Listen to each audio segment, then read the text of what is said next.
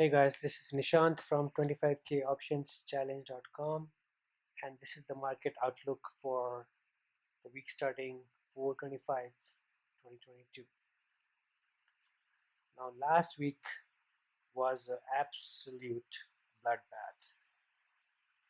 Dow Jones dropped 1,000 points at its worst and ended up closing around 985 or something like that. And it pretty much experienced the worst day since the COVID 19 crash or the COVID 19 crash in 2020. And what was weird about this whole situation was that there was literally no material event. If you look at the chart for DIA, which is the ETF which follows Dow Jones, you'll notice that it has been the strongest amongst QQQ, SPY, IWM, and it has been just after this crashed, the market started recovering. We made this first attempt to take out at 355, which in my opinion is a line in the sand for the markets to start recovering and possibly moving towards a bullish environment. So we made the attempt around, I don't know, maybe March 25th, got rejected, went all the way back down to 340 on April 1st, and then Dow Jones actually started recovering and started going up and made another attempt to take out at 355. And although QQQ or NASDAQ was looking really weak, SPY was just, managing to hang in there. But Dow Jones was really looking promising. But look what happened in the last 2 days. This is one day, a candle for one day, Thursday, and this is Friday. In these 2 days, Dow Jones gave up all its gains since March 29th and actually blasted through this very strong support at 340. So these two candles are looking really concerning, and you are seeing this price movement manifesting across all indices. So from a purely technical analysis point of view, this is not a good chart. This is a really scary chart, and if this continues, we could be in trouble. The markets could make another leg down, and we could be looking at fresh all-time lows for this year. Now, let me not scare you too much because next week brings with it a lot of market moving earnings. And we are talking about not some random stock. We're talking about the big guys, the Microsoft, the Googles, and then we have Amazon reporting on Thursday. So we have some really big companies reporting next week, and these companies move markets. So although from a purely technical point of view, it does appear that it's game over, but next week can completely change things around. So it all hinges upon how these companies, what is the guidance, what are the EPS numbers, and how the markets react. That's what will decide where we go from here. And one thing I have mentioned in the market outlook is just watch out for this subtle signs in the market. And what I mean by that is if these big companies, I've mentioned this here, Microsoft, Google, Meta, Amazon, if they beat their earnings outlook and they have that initial spike, which usually follows when you have an EPS beat, if the markets are not able to maintain that spike and the stock gives up its gains, then those are the early signs that the markets are in trouble. And we saw some of that happening with Tesla already last week. Tesla spiked up. I mean, they had stellar earnings. It spiked up and within 2 days gave up all its gains. Now, these are the signs that no matter how good your earnings are, is not good enough for the markets. And the market participants are nervous and they just want out. So money is leaving the market, and this is how these are the signs that show that it's happening. So if you do see signs of that happening next week, then I would recommend that, at least I would do that in my own portfolio, is start cutting down on trading volume, be very aggressive about cutting losers. So for example, if you're in a group, we use this method called PNR, or point of no return, to figure out when to cut a trade at 50% loss. And even when a stock drops below that PNR, we give it some leeway, some room for margin for error. But if you see the signs of weakness that I just pointed out, if a stock crosses its PNR, just close it. So next week is again full of earnings. I just pointed out few stocks which are these trillion-dollar companies which are market movers, but there are a bunch of other stocks from our own watch list which are reporting, and I've highlighted that in this sheet for you. And if markets recover, we'll have tons of trading opportunities. But if they don't, then we just have to sit back and wait for the markets to find a bottom. So moving on to VIX.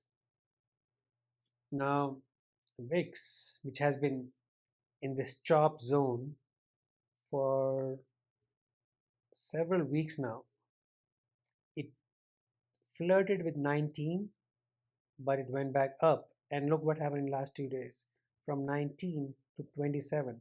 And this is serious stuff. So as long as VIX stays above this line, it's not good. I mean, just drop your trading volume, focus on cutting losers. What you can do is, if you do want to trade, look out for opportunities to buy put spreads instead of buying call spreads. Try to balance out your expirations with put spreads. But the problem is, when the VIX is this high, that means the markets are already tanking, and you won't find too many opportunities to buy put spreads. The only opportunities you may find is the example I gave you earlier, like stock reports good earnings and it spikes up.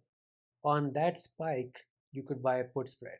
As long as VIX stays above, what usually happens is those price movements, those gap ups, uh, they don't sustain for too long. So those could be your opportunities to buying put spreads. But outside of earning spikes, I don't see, you will not be able to find many opportunities to buy put spreads. Now, in this market outlook, I'll quickly mention SPY, DIA, and QQQ, because I don't think we need to focus on anything else outside of that, because these will these three pretty much show you where the market is heading and what levels we should be watching out for. For SPY, if you remember a couple of weeks ago, uh, there was some divergence which started showing in QQQ with some weakness showing up.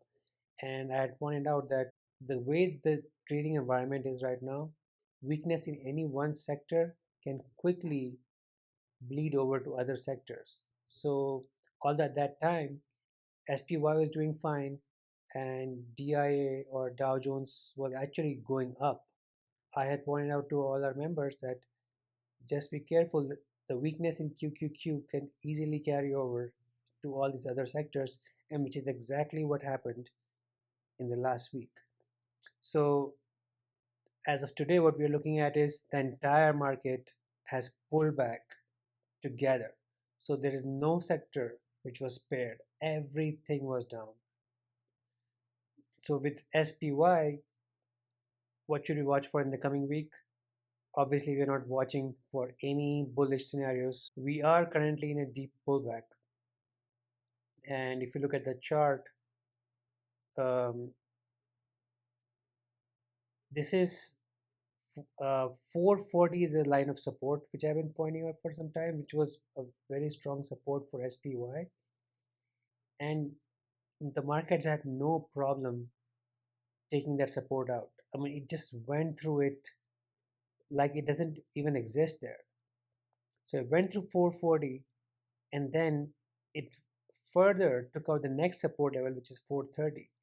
So at this point, what we're looking at is, if we have if next week, if the market moving stocks don't report good earnings, are not able to reverse from here, then we are looking at, I'm pretty confident that we'll be looking at new lows for this year. The last lows for SPY were at 415, and I'm ignoring this, the 410, because it's like just one spike. 415 is more like a line in the sand. If we drop below 415, one more bearish candle, then I won't be surprised if we see 400 in just a matter of weeks. So just watch out for the movement in the stock market next week, especially with the earnings events that we have lined up. So moving on to QQQ.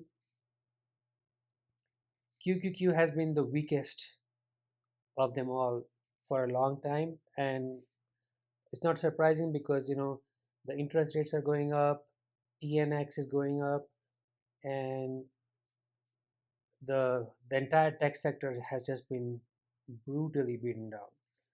So if you look at QQQ, this was our line in sand and was a critical support, the 340 level.